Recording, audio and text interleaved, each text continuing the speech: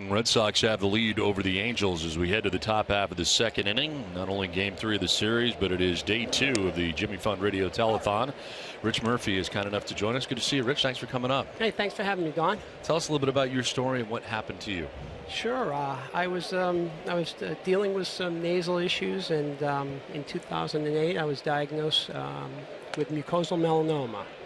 And my first reaction, we were down the Cape with my family, and the first reaction was, oh, melanoma. That's the good cancer, right? And I certainly was proven wrong on that. Shortly thereafter, started with some operations, taking out some tumors out of my nose, out of my lungs, and then a couple of years after that, we got the bad news where there were 10, 12, 14 tumors throughout my body. And at that time, my oncologist, Dr. Hody, said, we don't have any conventional medicine for you. And that's when I started the clinical trials. Mm-hmm. And that has been, that was through Dana-Farber under the care of Dr. Hody. And I was on 2 separate clinical trials. I was kicked off of both, but the results have been amazing. The last medicine I was on was a Merck drug, and I was on that for 5 treatments, and since that time, 2 years ago, I'm disease-free. I never like to say cured, but I understand. It's been a crazy ride, and it's all happened through Dana-Farber and the miracle, the work that they do at that institution. I am forever indebted to Dana-Farber. And I love to be a part of it. And this is where they asked me to be here, and I'm happy to tell my story and just let everybody know it's all about hope, and that's what Dana-Farber and the Jimmy Fund really provide.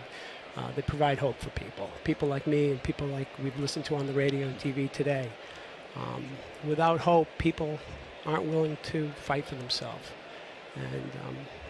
And once again, I know I'm repeating myself, but it's really the mantra that I've lived under in my family over the last 6 years. Dr. Hody has to mean a great deal to you personally and your family, for that matter. Dr. Hody is a rock star. He's an unbelievable man. He's changed my life. I really shouldn't be in the booth with you right now, and because of Dr. Hody, because of Dana-Farber and the Jimmy Fund, and because of money raised for trials, that's why I can stand here with you guys tonight and on this beautiful day at the ballpark. When you're diagnosed with the problem that you had, I mean, how do you possibly stay focused, obviously, on what they're trying to do for you and what what these new trials and clinics they have, and I mean, how do you get through something like that? Well, it's not easy, but with 3 young children at the time and a very tough Italian wife, my wife Lori, you don't have time to sit there and boo-hoo. Who's going to listen to you? So what we did, me, my wife, and a group of friends of ours, we became invested in Dana-Farber. So we started fundraising. We started exercising just, I started exercising so I could sleep at night because of the conditions. And we've turned it into a little cottage industry for Dana-Farber. We've raised over $100,000 over 3 years through trying for the cure. And, those are the type of things that help you, not think about the situation you're in. Well, and that's important to understand, that the money that people donate to the last 2 days is going to some of those clinical treatments that you're talking about, the medical experiments, goes towards that, trying to figure out what's going to work, and it goes right to that. It does. It's amazing. During my darkest time, there was a time that Dr. Hody said, I don't have any medicine for you. And we tried one trial, and that didn't work.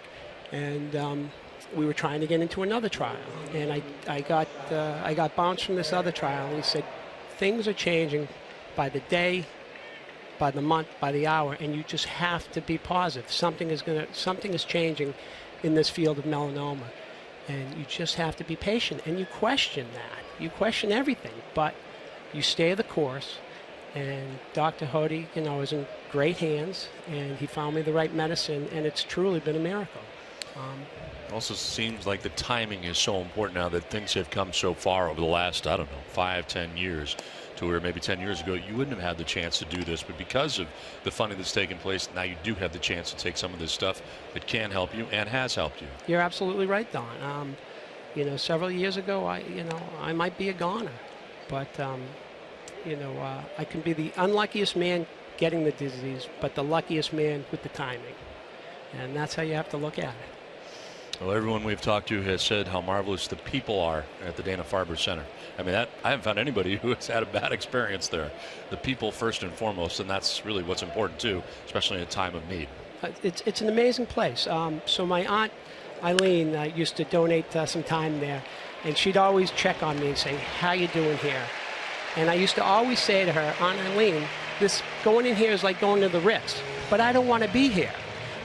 But at the end of the day, now that I'm not there as much, I miss the place. I miss it badly. Once again, it's a fabulous place to be. The care and everything. You're welcome. We appreciate it, Rich. Thank you for telling us your story. Thank you. All right, thank you. Thank you. Thank you. Nice meeting you.